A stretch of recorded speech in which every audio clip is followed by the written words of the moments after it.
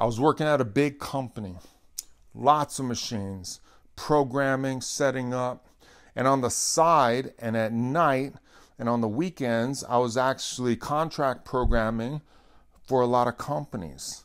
I'd go in, I'd sell myself on how I could program their parts and how I could save them money and how I could help them fixture, and I would just go do it.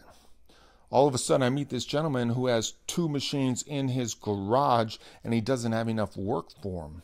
And we have lunch and I say, hey, I actually can bring in work, and if you give me a percentage, 10%, and whatever I actually make, you pay me per hour, I'll make a crazy deal with you, and it'll be good for you, it'll be good for me. We start working together. Within a month, we're just rolling. We can't even do all of the work. All of a sudden, we're dreaming about opening a shop together. At that time, of course, I didn't have credit. I didn't have any means. I didn't have money. But I had talent, and I knew how to get work. And he had money and credit and experience, and he'd worked at huge companies. And all of a sudden, we found a place in a different town, my town, right down the street from where I lived. And we actually leased this building. He leased the building with me tagging along. And we built an incredible shop together. I had never put up walls and dealt with process before. And yet he taught me how to put up walls. Why to put up walls? Why? Like how to, what type of lighting to do. The process. Material comes in here. It gets stored. It gets saw cut. It goes to the first operation, second operation, third operation.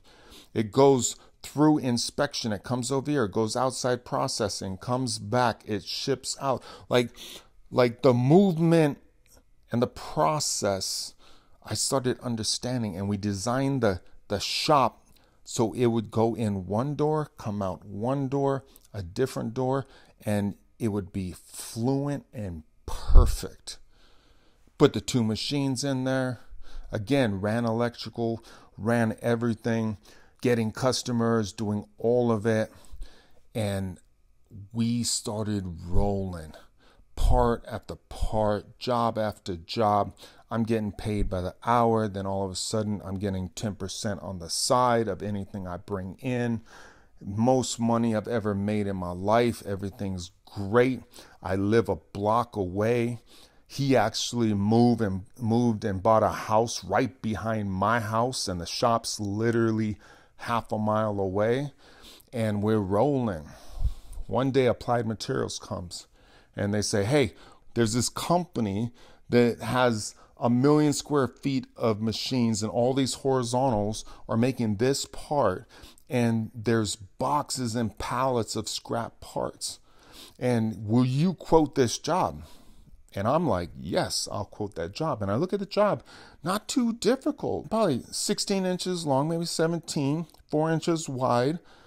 And it had this big hog out all the way down. So it's probably like 2 inches thick, but the whole center is completely cut down all the way down to probably 200 thousandths. And there was some cutouts, coming the other way. And the whole bottom had to be flat within a couple thou, which isn't too crazy. But there's a few features that if you didn't do it right, and that's what was happening, these things were potato chipping. I quoted it at $94. And they came back to me and they said, Titan, take another look at it. I looked at it, analyzed it, ran through my head. I was like, it's going to take me about 40 minutes. You add setup, you add this, you add that. $94. I'll keep it below $100. This is a crazy opportunity. Give them an amazing price. The purchaser comes back and he says, Titan, scratch out 94 and put $250, and I'll give you a first order for 1,000 pieces. Boom, 1,000 pieces. Program it, rough, finish, some crazy techniques on how to do almost 5-axis moves on a 3-axis. We were just running 3-axis mills and got that thing running so perfect, and the tolerances were absolutely perfect, and started delivering parts. We got 2 more machines. There's 4 machines in the shop making parts, making parts, making parts. All of a sudden, another 1,000 parts comes in. Boom, $250,000. That makes $500,000 in this small little shop. All of a sudden, another $250,000 drops. Another 1,000 parts. Now we have 6 machines. And remember, this is not my shop. This is his shop. And I'm taking a cut. And then all of a sudden, his attitude towards me starts changing, right? I'm a programmer that solves problems, but now we have a job that is running flawlessly. My wife and kids could literally change out these parts and follow the process and deliver perfect parts. And yet there's a high-paid person on this floor running multiple machines, not programming, just operating. That's me. And why am I paying this guy so much money if he's only operating? That's the thought. So all of a sudden he starts having this crazy attitude with me, crazy attitude. Now he's being short with me. I brought in a couple of the guys that were 18 years old. They were sawing up material, and all of a sudden this guy is like swearing, like there'd be a mistake happen, like, what the F are you doing? This, that, boom. And I'm like, whoa. They're just kids. He made a mistake. And all of a sudden, like, things just start going and spiraling.